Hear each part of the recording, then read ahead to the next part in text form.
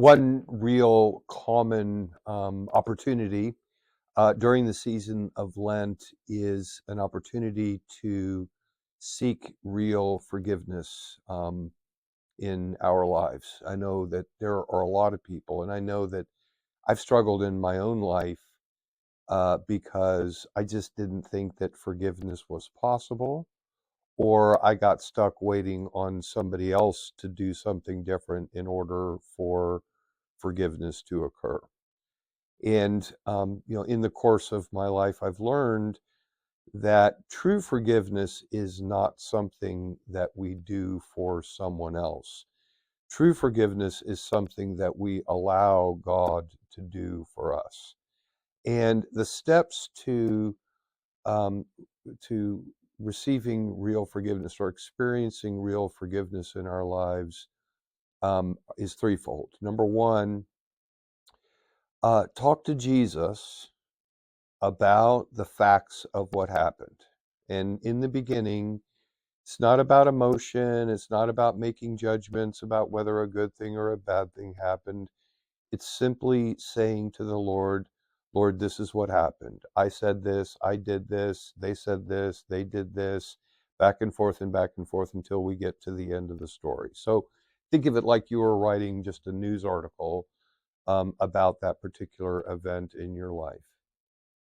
The second step is where the emotion comes in, and the second step is going to Jesus and giving a full account and an honest account of the emotions that may still be attached to the narrative of what happened. And just say to him, Lord, I'm angry because, or I'm sad because, or I feel regret because, or I feel embarrassed because, or I feel frustrated because, whatever the natural and understandable human emotions that you might still experience attached to that narrative in your life. Again, give a full account of that to Jesus.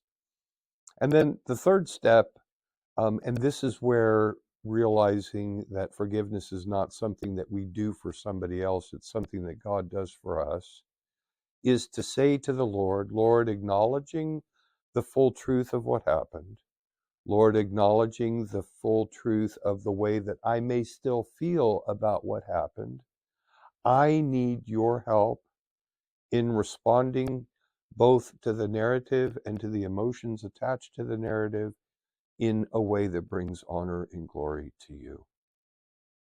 And so you may catch yourself off guard. I don't understand why I'm praying for that person. Or you may find yourself struggling, well, I'm not really sure whether anything's ever going to change.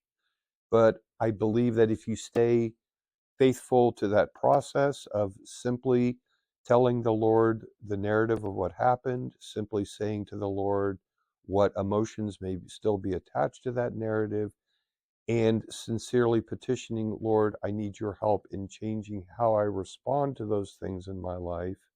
And I want to change to responding to them in a way that brings honor and glory to you. That in the course of time, and again, not because of anything that you said or did, but what the Lord has done for you, you will find yourself responding to that narrative and perhaps even experiencing different emotions about that narrative because you have allowed God to go to work in your life and to begin to respond to the truth of the narrative and its emotions in a way that brings honor and glory to God. And that's how God will change your heart and God will change your life. And remember, God really is who he says he is. You are who he says you are, and live the life that he asked you to live.